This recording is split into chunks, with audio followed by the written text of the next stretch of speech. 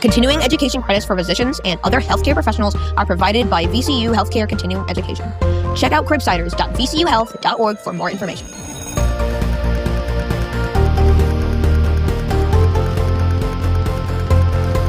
The Cribsiders podcast is for entertainment, education, and informational purposes only. The views and statements expressed in this podcast are solely of those of the hosts.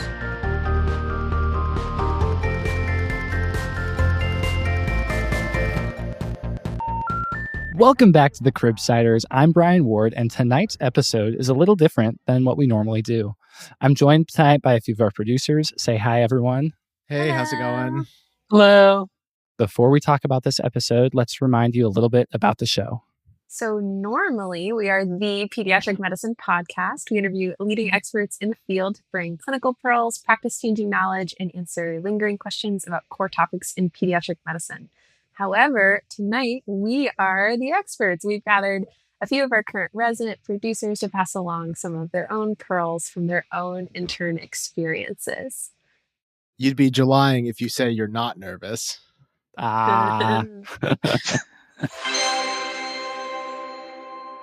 have a fantastic group of producers hosting tonight, so I'm going to start at Avram. Avram, why don't you tell the group about yourself? Yeah, I'm Avram. I'm a current PGY3 at the University of South Florida in Tampa, and I'm going to be an incoming cardiology fellow at UT Southwestern in Dallas. I enjoy collecting watches, reading some nonfiction, cooking, and being outside. And my favorite episode was myocarditis. Hey everyone, my name is Vishak Venkataraman. I am also a current PGY3 at Jacobi Medical Center here in the Bronx. And then starting July, I will be starting a job as a pediatric hospitalist up on Long Island. What I like to do for fun, NBA basketball, the playoffs, and I'm huge on stats, and I'm also a Niners fan. And, I try to dance when I can. Sometimes now it's mainly with weddings. My favorite episode that I got to work on was the one on Trisomy 21. Hi, everyone. I'm Denise Cruz. I am a pediatric intern. I am at Nemours Children's Hospital in Orlando, Florida. I love going to the beach, exploring new coffee shops, restaurants, and escape rooms with my fiance, and relaxing with our dog, Blue. I don't have a favorite episode per se. I typically work behind the scenes with social media, but I've honestly enjoyed learning about all of our topics with our amazing producers and everything they create. Hey everybody, I'm Brian Ward. I'm a graduating pediatrics resident at the Monroe Carroll Jr. Children's Hospital at Vanderbilt in Nashville, Tennessee. I right now love spending time with my baby, teaching him his new latest skill, learning how to laugh. And the favorite episode that I've produced is the tick-borne diseases. I grew up in Seattle, and so I didn't see a tick until this last year. Now I just love putting Ehrlichia or Rickettsia on the differential and just saying random tick facts on rounds. Tick facts. An essential role on the team is the tick person. I'm Hartley. I am an incoming intern at the University of Michigan Med-Peds program. I like being outside and seeing ticks in North Carolina, where I currently am at University of Chapel Hill. And I love backpacking and hiking and all things North Carolina mountains. But thank you all for coming tonight and telling us a little bit about your own intern experiences and just passing along some things you've learned along the way. Well, absolutely. I feel like we do our best work when we're case-based. So how about we start with a case?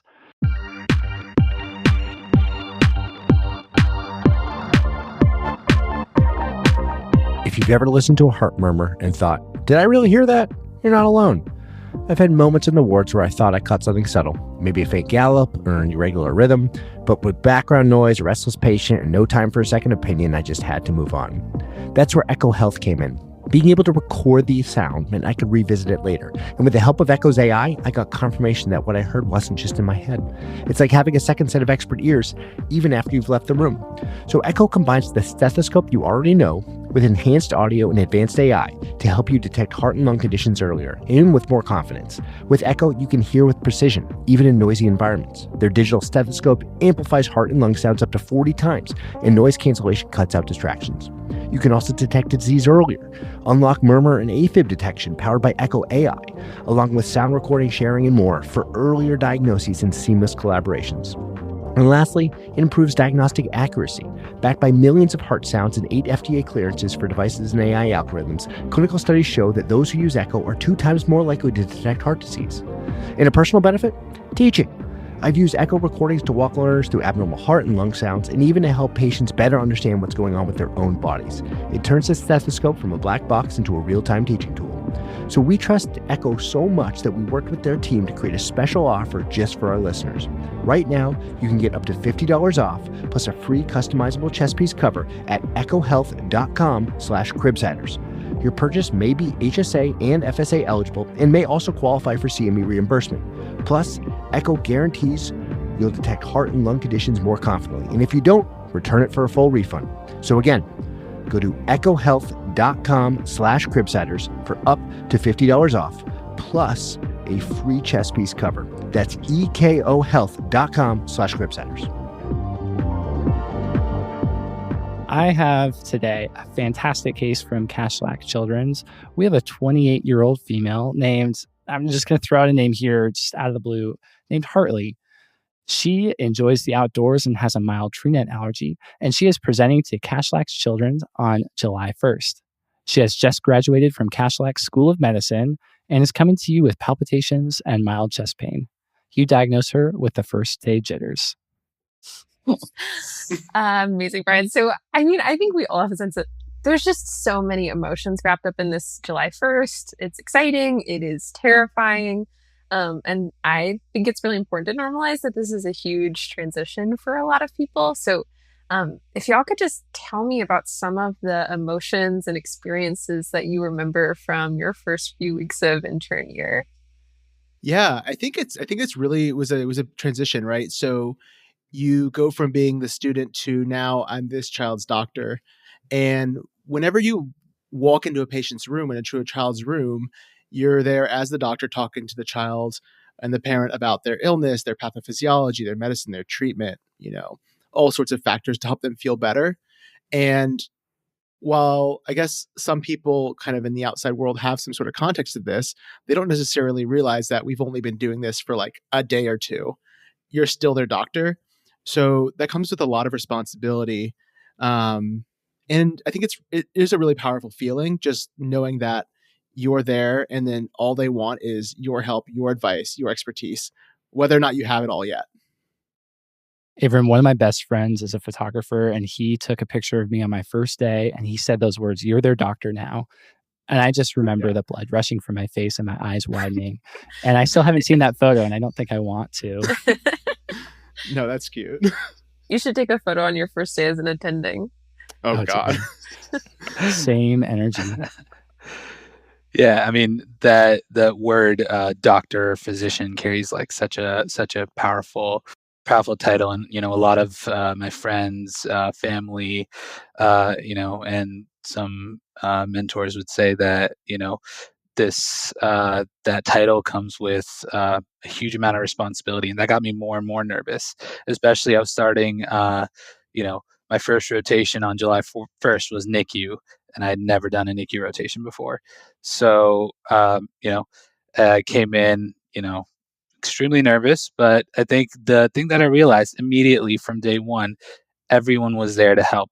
Everyone, especially attending, seniors, nurses, RTs, all the ancillary staff was there to help me as well as my co-interns ease into what was a very, what can be a very challenging rotation. So, and I never felt like I was alone. Yeah, and honestly, exciting and terrifying is a perfect way to put it, Hartley.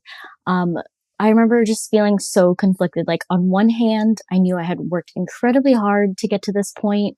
But on the other hand, calling myself doctor still felt surreal. And I'm still in my intern year. So honestly, every new rotation is like that. And at the same time, I just feel like so deeply honored and grateful for the opportunity just to educate parents every day and empower young patients to take control of their health so they can just live healthier and overall happier lives. That's so beautiful. That's such a good reminder that like it's really about seeing kids at the start of their lives and like getting to meet them at such an important point for them and their family. So I'm curious, like reflecting back on your intern experience or most of your intern experience, Denise, like what was the best part? What do you remember that was just such a great thing? For me, honestly, I feel like one of the best parts of intern year was just finally feeling like a real doctor, taking ownership of my patients, writing notes, placing orders, and just truly being a part of their care team. And beyond that, it was the connections I made with the patients and their families that really stood out. There's something just incredibly special about a parent thanking you for taking time to explain a diagnosis or reassuring them during a stressful moment. Yeah, I think one of the best parts for my intern year was my clinic experience. I think continuity clinic is a new experience for new interns as well as new residents coming up, and this is the chance to build a trusting relationship with your patients, and I think the best feeling even now is when I have a new patient that comes in and the family requests you as their child's pediatrician, you know um, moving forward. And I think it's definitely, it's humbling as well as exciting that, you're going to do this for basically the rest of your career.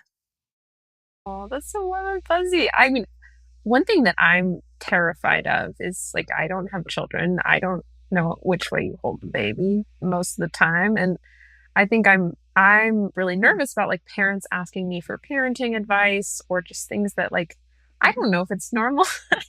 I have no idea. I don't know any better tthan them about what a 2-month-old looks like at 3 o'clock in the morning.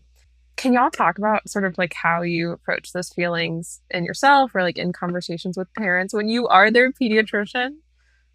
Yeah, so I think despite the screaming, a 2-year-old is always cute, even at 3 o'clock in the morning. But yeah, I don't have kids either, and was never really around a ton growing up. I would babysit here and there and kind of in volunteer environments.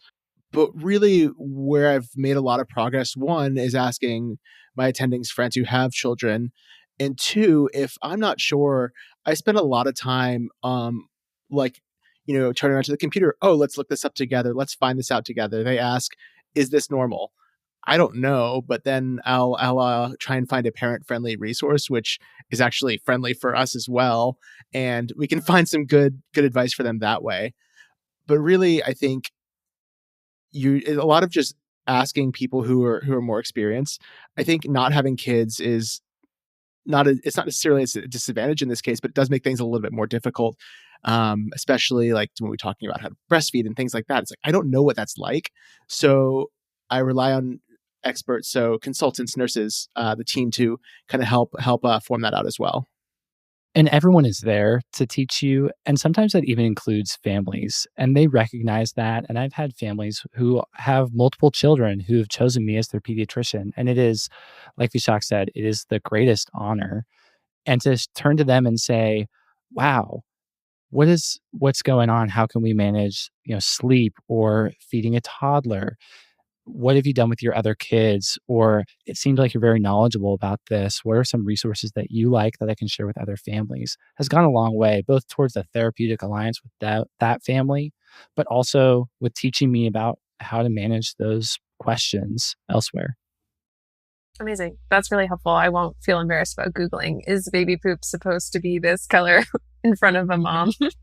I do it every day. Yeah, perfect. Well, Love not it. anymore, Sorry. but I think I interrupted people talking about what they loved about intern year. yeah. So I think one of my favorite things, like I think before anything else, like I wanted to be a pediatrician, and I didn't it wasn't like I want to be a physician. It's like I want to take care of children. I want to help children live better, healthier, longer lives. And really just getting to do that was such an honor, such a privilege. Even today, I saw a kid in the hallway with one of my friends, and I was just commenting because she was talking about going to see this new Minecraft movie, and I just looked at my friend. And I was like, I am so glad to be a pediatrician. Like, I love taking care of children. It's hard, it's difficult, it's sleep depriving, but really just getting to spend time with them in between all of the, oh, I have to do this admission and this lectures and all that is the best thing.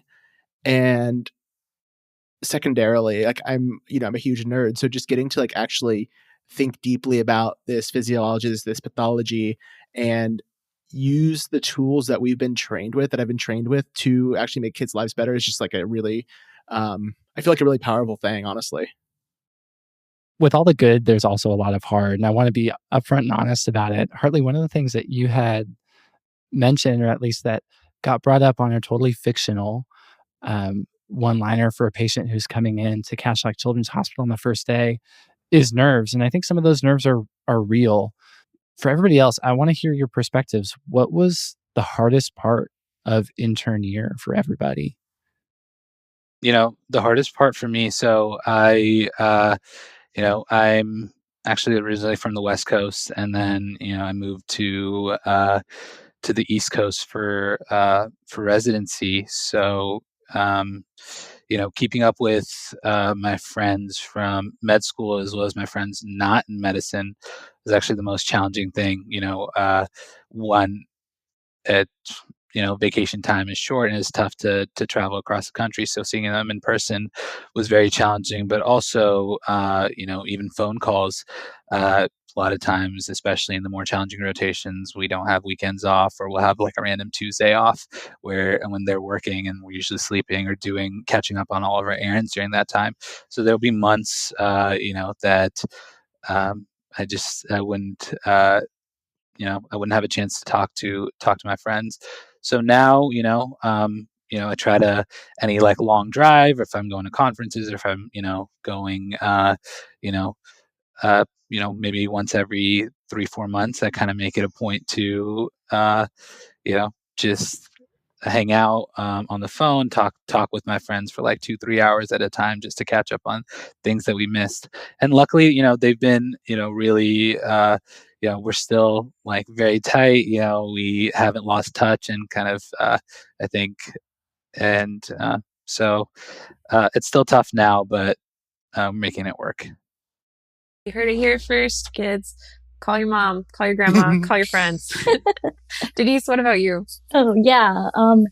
I just want to echo what Vishak was saying, because I think the hardest part of intern year for me was just how new everything felt. Stepping into a completely new role, new responsibilities, learning a new hospital system. Where is the nearest bathroom? Like, these are important things. But it was honestly a constant state of adjustment more than anything.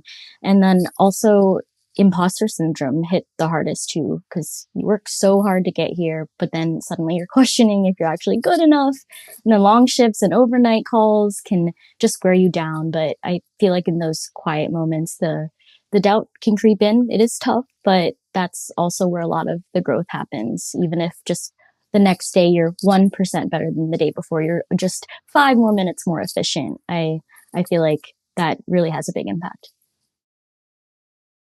For me, the hours were hard, but it wasn't just the length of the hours. I wasn't expecting how emotionally charged intern year could be at times.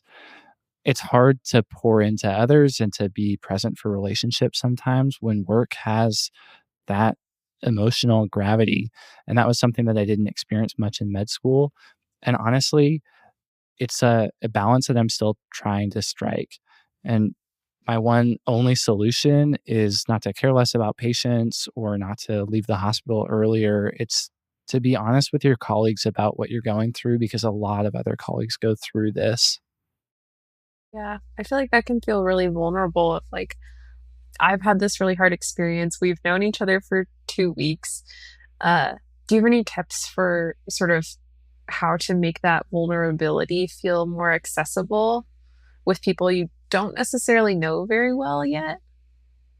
I think what builds a lot of that is that they are certainly going through the same thing. Now, it'll look different for each person, their own circumstances, things like that.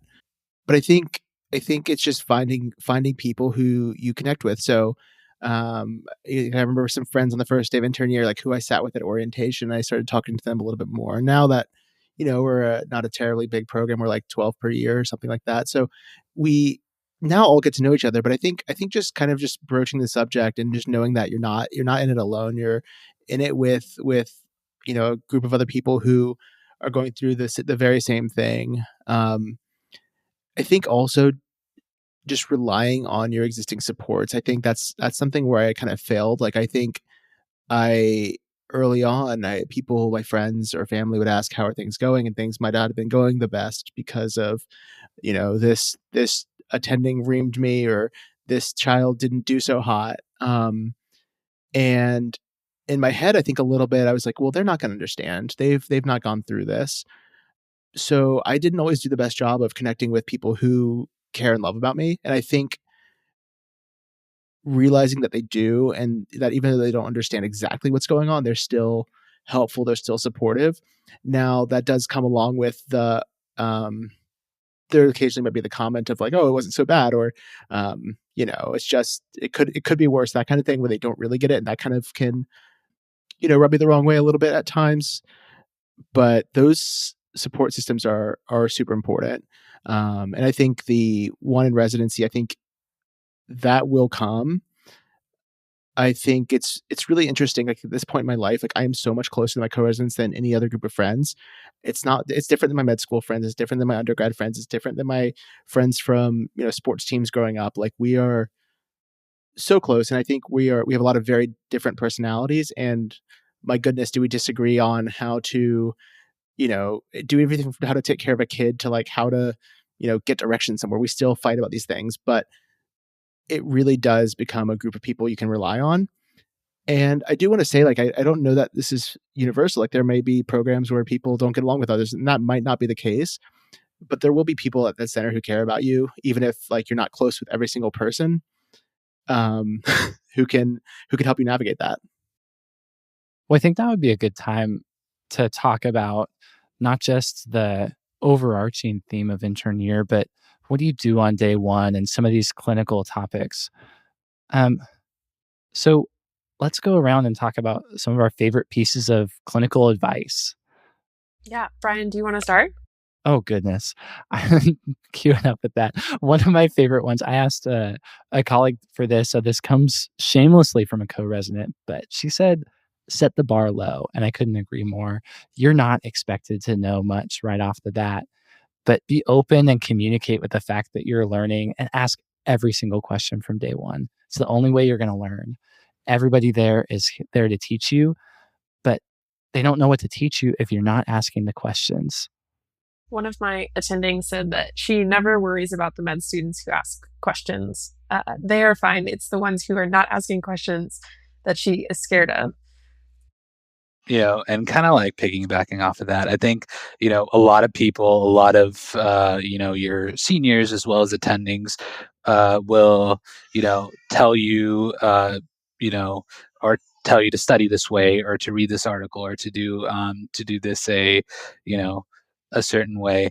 But I feel like as you progress, say from like undergrad to med school and med school to residency, I feel, at least for me, the way that I learned was different. For example, in med school, it would just keep doing questions, or keep doing flashcards every minute. But then now in residency, it's kind of completely changed.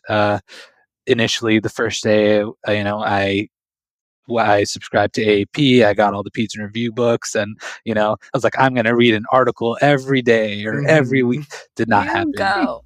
It did not. Oh, they collect dust. No, yeah. It month 3, I had 3 unopened books. So and then I realized that my drives are pretty long. I drive over an hour to get to work, and I was already caught up on, I was listening to the same music over and over again. I was like, okay, might as well, maybe learn something. So I tuned into podcast, Cribsiders, wink, wink. Shameless plug. And, I learned something new every day. And then, when someone would say Pearl or, talk about an article, I would kind of pin that and then I'd look that up and learn something new. And that's basically, and I still do that now. So that's how I learn.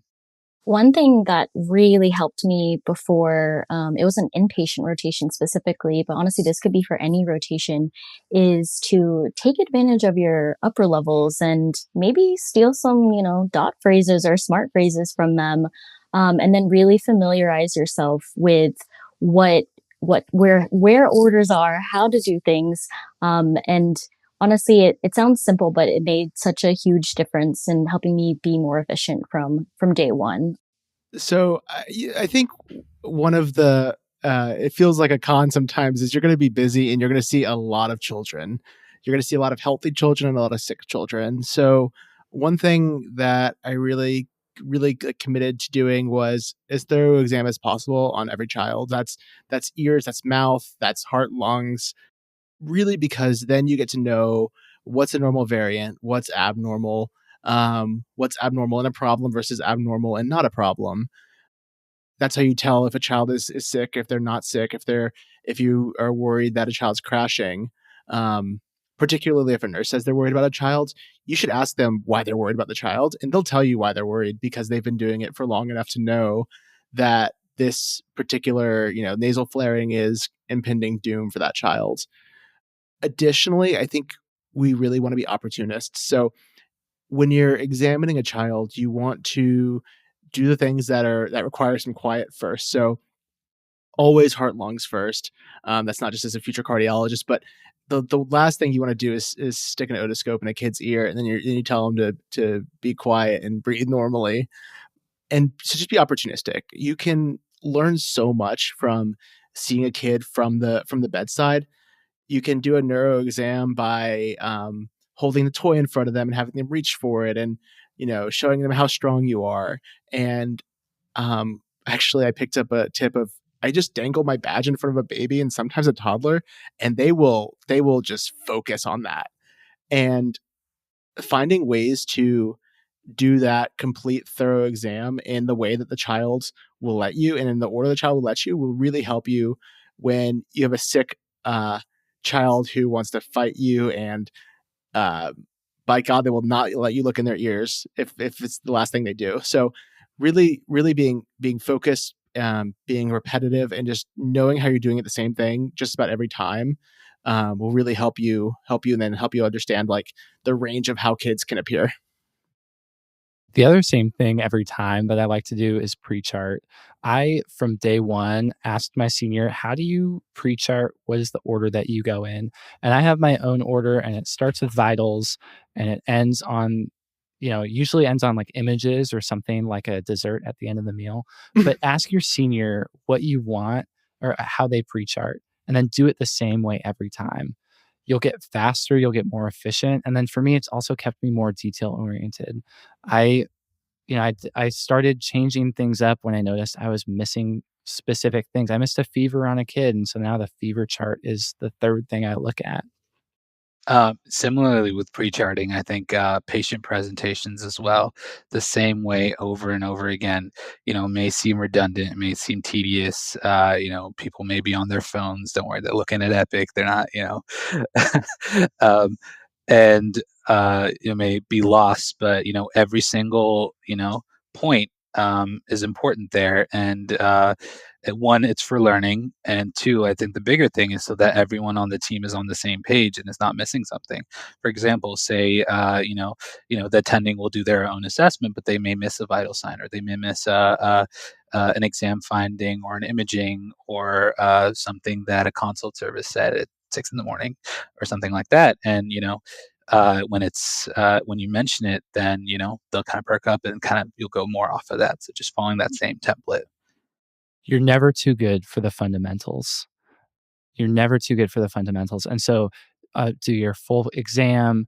I think do your, exactly what Kishak is saying. Continue to say the one-liner and a clear assessment at every patient, no matter how casual things get. It's important. And if you build up that muscle, it will carry you through a lot of challenging situations. It will keep you focused. Yeah, it's like you have to know the rules before you can break them. And And before even you if you can don't make your break own them. rules. Or Yeah. just don't break them. That's fine too. We are rule followers here at Cashlack.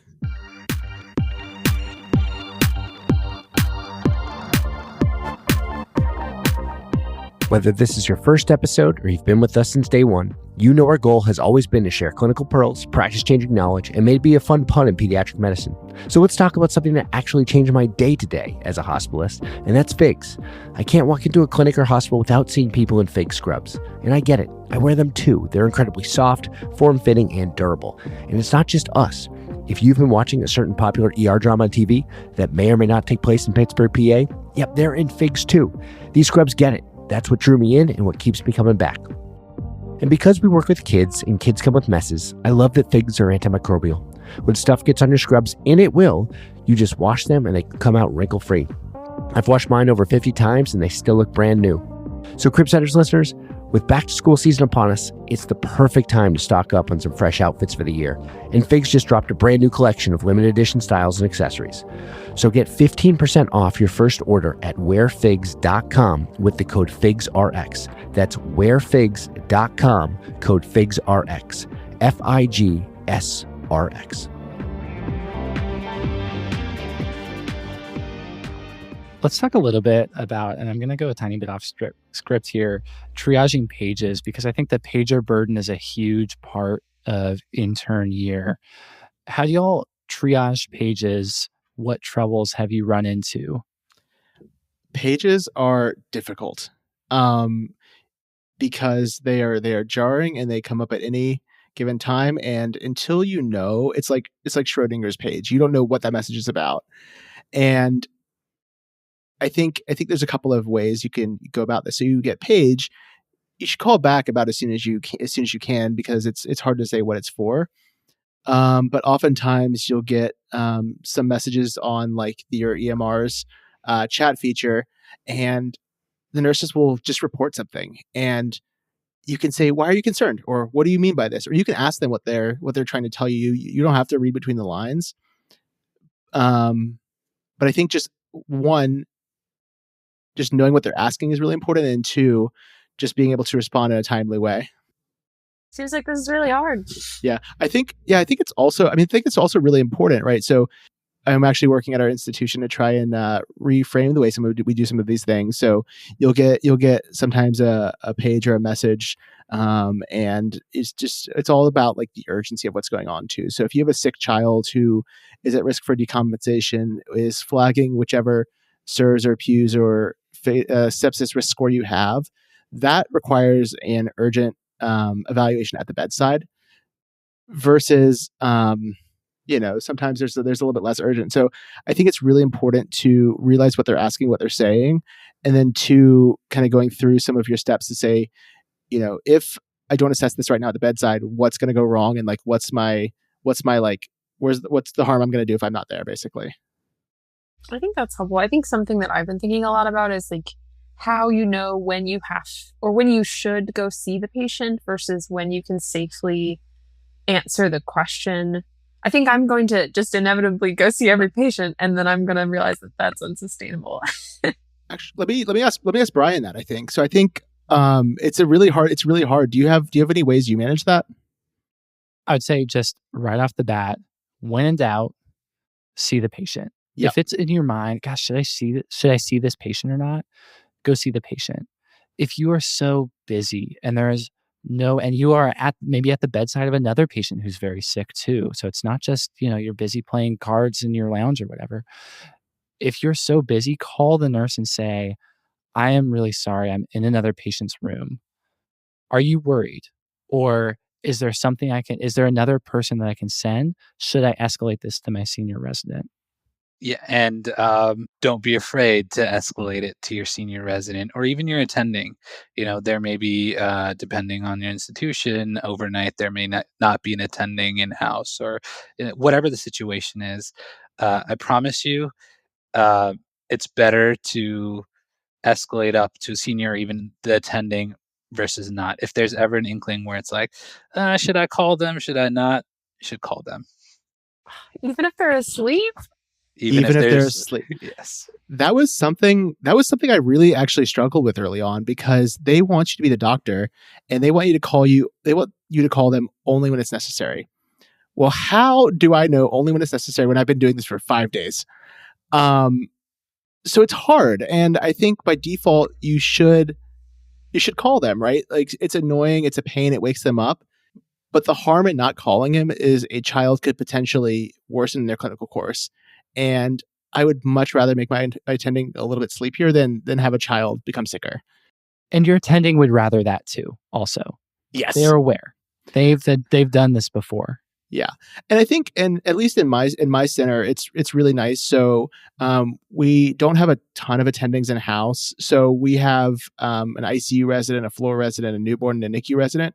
I've had a really, actually, one time recently, I had a really, fortunately quiet night in the PICU, and all of my kids were stable, tucked in, chilling. And my buddy on the floor was getting blown up by newborn pages. And there I am as the ICU resident fielding calls about nice low bilirubins and can this mom have some partially hydrolyzed formula? Like, your friends are there to help you. And, it may not always be equal. I did more for them than they did for me, but they're always there to help you. They want the best for you. They want the best for the children. So if you have friends in the house too, they're good people to lean on. Maybe I could say another word about leaning on your friends. One of my favorite tips and tricks is, if you're rounding with another resident and your team structure allows for it, put in orders for each other on rounds. This will make care move a little bit faster. This will get the consultant know that they have a patient to see a little bit sooner, but then let each other know what you've done so that you don't double page a consultant or accidentally order 2 AM CBCs. But your team acts like it. Love that. Love that. Yeah, I've gotten to realize, like, I'm actually, well, I keep saying this and everyone else is like, we know, but I'm kind of a nerd, and I love. We know. Thanks, Brian. If you see a several paragraph long assessment and a citation or 2, it's probably from me. And I got that from some really good attendings. I love thinking about children and medicine and how to make them feel better. What's going on? All of that. The issue with that is you can easily get lost in the notes, and it's really important to realize the notes are not the work. Like, taking care of children is the work. So your documentation is super important. It needs to be clear. It needs to be accurate. There's always that classic, like, oh, this child's ET tube's taped at 6 at the gum and they've been extubated for a week. Like, that happens. And it's not great. But really, like exactly what Brian's saying, if you can efficiently get orders in, consults in, and move the patient's care forward, you're going to help that child out. And it's the same kind of thing. It's like, if a new child's coming in from the ED and they're sick in the ED, like, you don't want to be the one stuck sitting there like, I think I'm going to start dextrose fluids versus like whatever. You want to be the one who's like actually helping see that child. That said, also, the faster and more efficiently that you can do your notes, the more children you can see, which sounds like a bit of a punishment, but it's also good for learning and actually seeing a good variety of kids. So, and also, I think it's just super important to recognize the parent's role in their child's care. They know their child super well. So if a parent's telling you their child's not right, that child's not right. This particularly applies to children with medical complexity, children who may be nonverbal, children with developmental delays. Sometimes you'll get this kid in the trauma in the ICU and they're sedated. They wake up and they're just like absolutely wigging out. And you talk to the parent, like, what helps comfort them? What can we do to help them feel more normal, calm them down, make them feel, more comfortable in this space? And those couple of things are really helpful because they're with that child just about all the time. And as many children as we see, I don't take that for granted. We see a ton of children. You'll learn a lot, but each parent knows their kid the best. So that's really good to rely on that. I think my last piece of clinical advice is one of my favorite sayings: don't ignore what you can't explain.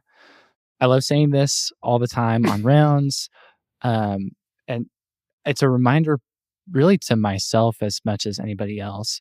I'm remembering, like, every acute liver failure at one point had a little bit of bump in the transaminases if you caught it at the right time. And so if you see something, if you're scrolling through your morning labs and saying like, the hemoglobin's down a little bit, but this kid's admitted for bronchiolitis, think about it, because maybe it's nothing. Maybe it's a physiologic nadir. Maybe it's the beginning of a new, different illness, or maybe it's the progression of an illness that you or the team has misdiagnosed. Wow, you sounded like such an attending right there. That was so beautifully said. I See you can in hear 2 it. months. Don't ignore what you can explain. Beautiful, beautiful, beautiful. So at this point, I think maybe we should leave the hospital. I'm curious if y'all just have quality of life tips for your friendly neighborhood interns. What have you done that has made your life better in residency? Yeah, I feel like leaving the hospital, you should definitely leave the hospital there. Don't forget about yourself.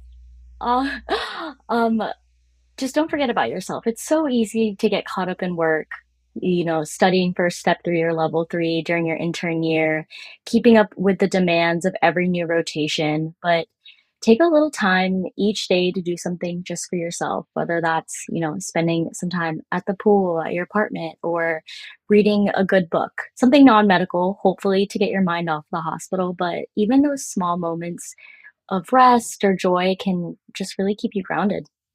Yeah. One of my resident friends was telling me that on a particularly tough rotation at 4 p.m. every day, she would just go get a frozen yogurt. And for 2 weeks, we just ate frozen yogurt every day at 4 p.m. because it was free. And it was that kind of week. What institute? I know we can't talk about that. Are they accepting transfers, actually? That is a perk. That is a perk. Vishak, what about you? So I'm going to go back to the hospital, but I promise it's non-clinical. So I remember one time I was on a 24-hour shift and it was getting late. We were doing our evening rounds, and to my senior at the time, I was like, man, my feet feel gross. And he was like, dude, you don't have extra socks? I'm like, no, you do? He's like, I carry 3 on me all the time. And I'm like, okay, I guess I'll try it the next time. So I brought an extra pair, and then, at the 12-hour mark, I put them on. I was like, man, it's a whole new day. I was like skipping in rounds. I was taking the stairs, and I was like, killing it, So pack an extra pair of socks. Not just socks. Come here for the clinical pearls. That's incredible. We don't have 24s at my center. We do night float. And for us, night shift tummy is infamous. On like night 2, your whole GI system is upside down. I realize that in part, you can't avoid it. But also, if you don't eat the curly fries every night from the cafeteria, and if you don't frozen yogurt? pack the frozen yogurt, unfortunately, like my night shift tummy got a lot better with like raisins and carrots, and when I ate like I told my toddlers in clinic how they should be eating. You're never too fancy for a little bit of psyllium husk in your water. Like, you can have a little bit of fiber and it'll make you feel so much better. Avoiding brand names, of course. I think we're busy.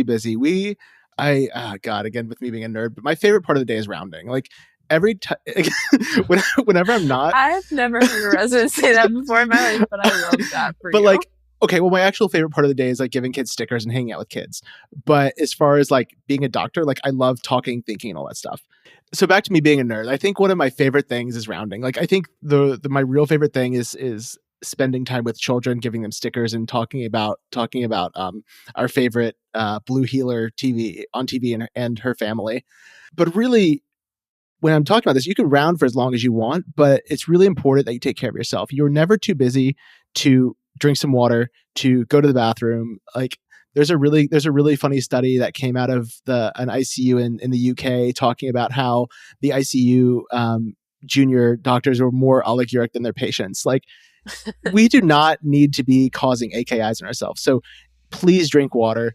Please eat some fiber. Eat a vegetable. Use the restroom when you can. Like, like your attendings might give you a little bit for like leaving rounds for a couple minutes, but like really your own health is most important. And there's no reason to not take care of yourself. Yeah. And speaking of taking care of yourself and also the night shift tummy, make sure you brush your teeth if you're on a long shift, please. Oral health is everything too. So make sure to brush your teeth. And on the same line of changing your socks, you'll honestly feel like it's a new day. You're like, wow, I just woke up, brushed my teeth. I'm ready for a great rest of the shift. Wow, your co-residents will thank you too. And find a good bathroom. I know the exact bathroom that I use for the night shifts. Any other life tips, life hacks, things you've learned through trial and error? Honestly, I think what I really like is I'm kind of the music person, so I'm always playing some music in the workroom. I'm always finding something to liven it up. If the budget allows it, I will, we'll either get students coffee or we'll go do something, and really making time when you're in work to make it a little bit more tolerable is really important. We spend a lot of time here in the hospital, just by nature of it, but finding ways to make it a little bit more pleasant is really nice. I like to bake for friends, so then I get to have the benefit of making something, but not having to have to eat it all. But really, just like taking care of each other is really important, and finding small ways to do that. I guess ultimately, too, we are so privileged to be able to take care of children. And if you can continue to find joy in taking care of children, you will be richer than anybody else in any other profession. And Hartley, I really hope you find joy in taking some care of your adults too. We don't have to talk about them here. But yes, I do feel really, really lucky that my job lets me wear fun colored clothes and bring stickers and like not hide that part of who I am, and that I love that, and that I unironically find a lot of joy in that component. And it's, I would love to talk to you about cartoons and have it be part of my job. Yeah, I love when the bubbly attending kind of like laughs and giggles at a kid, but sometimes it's the old, like really harder attending when you get them like giggling like a child because someone said, like a kid said they farted or something, like that's even better, like that, because you don't expect that. It's incredible. Yeah, it's perfect. It is. You're exactly right. I love a workplace where fart jokes kill. So, I mean, I'm curious, y'all, like, we obviously have a close relationship with the Cribsiders and have maybe affinity for learning through podcasts. But were there any episodes, Cribsiders or otherwise, that you think are really helpful or think cover topics that you really wish you would have known July 1? Let's bring it back to the beginning, the first few episodes.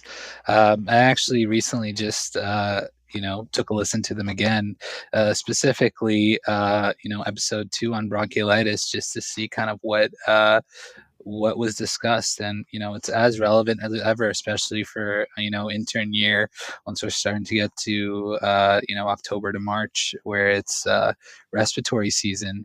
I think that is a great episode where, to understand who is sick, what sick is and what not sick is, what's respiratory distress, respiratory failure, and how to go through that, because we as pediatricians will be seeing a lot of that. I'm a big fan of number 33, the febrile infant, when babies are too hot. One, I just think that tagline is really funny. It's always tickled me. But this is also a common situation, the febrile neonate or the sepsis rule out, that's usually very stressful for parents. If you know a bit about the feb neo management, it will instill some confidence in parents. Plus, neonatal sepsis, when it is for real, is no joke. And so you might save a life by knowing this or by starting a child on AMP Gent in the nick of time. Yeah. As someone who occasionally like thinks he should have been a nephrologist, I love 76 IV fluids, salty and sweet. I think you're going to get so many of like, I'm going to put this kid on NPO and on IV fluids at midnight for their pre-op. And never mind, we can talk about how that might be a little bit overused here and there. But realizing that anything you're doing, any intervention you're doing has risk, has benefits. Like fluids are medicine. They feel like they're not, but they are. And I think whether this is teaching you how to be thoughtful with what you're ordering, this is teaching you how to even calculate a maintenance rate for a child. It also teaches you to be really thoughtful. So when we're placing any orders, we want to know what this is going to do for the child. What are the risks? What are the harms for anything we're giving them? and really want to avoid as much as possible being automatic. Order sets are really useful tools.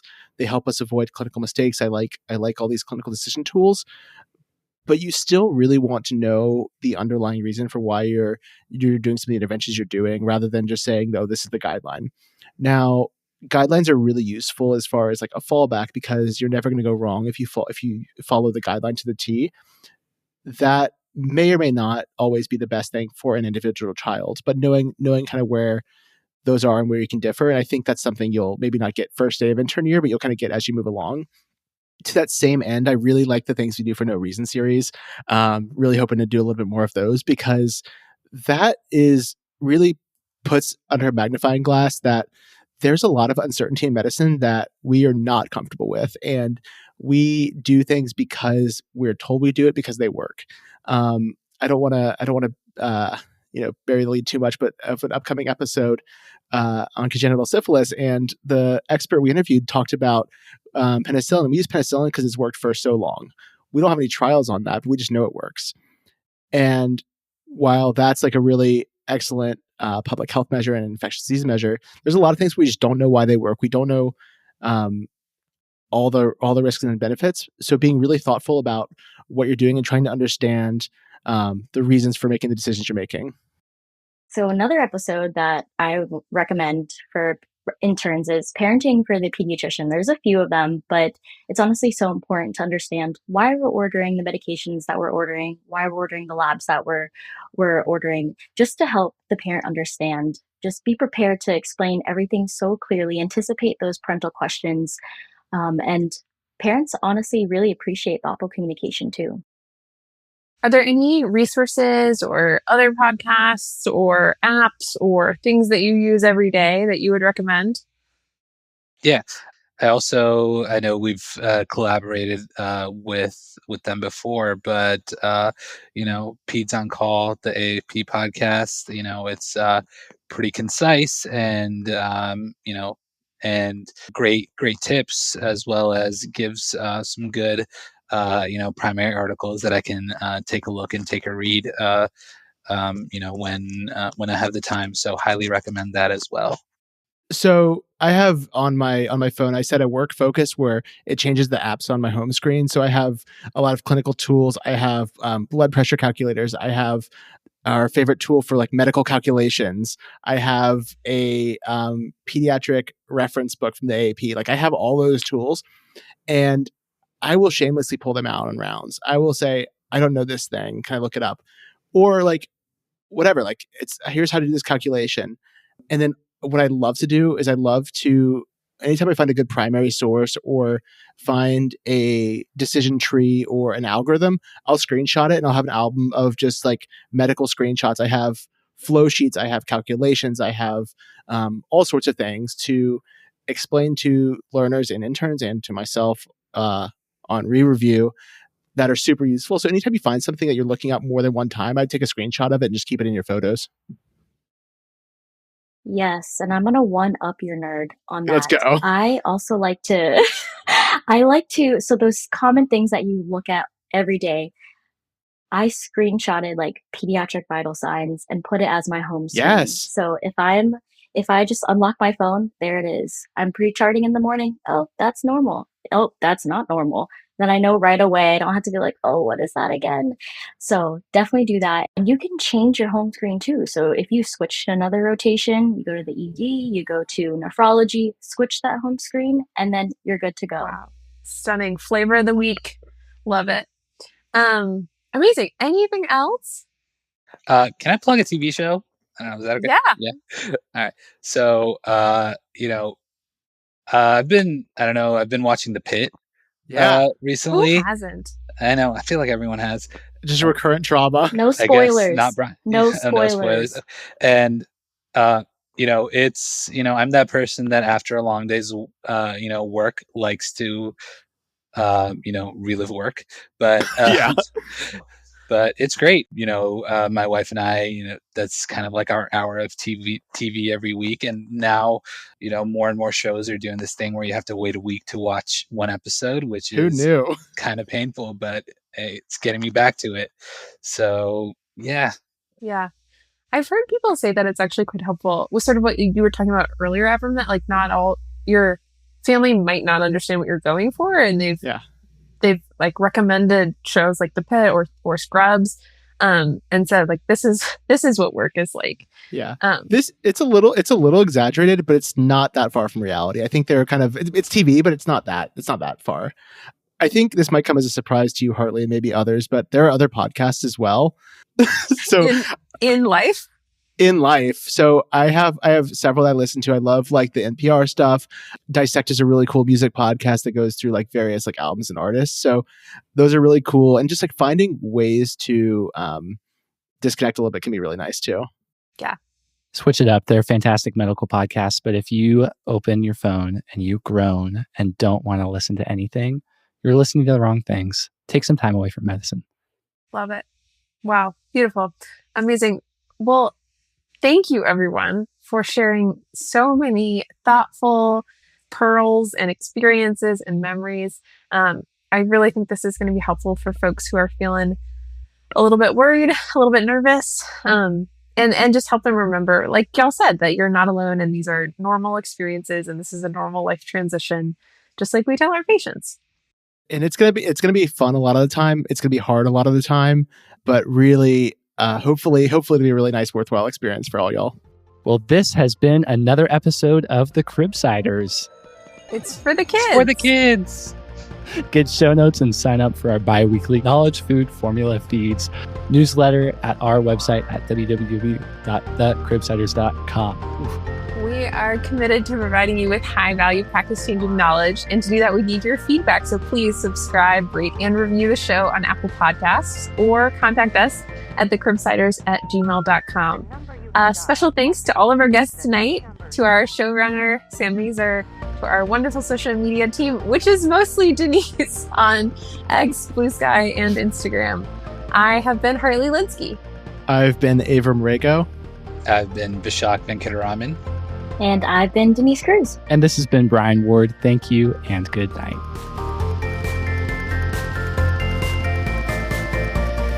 And for a quick haiku, as always, by our generative GPT, read by our intern, Denise Cruz.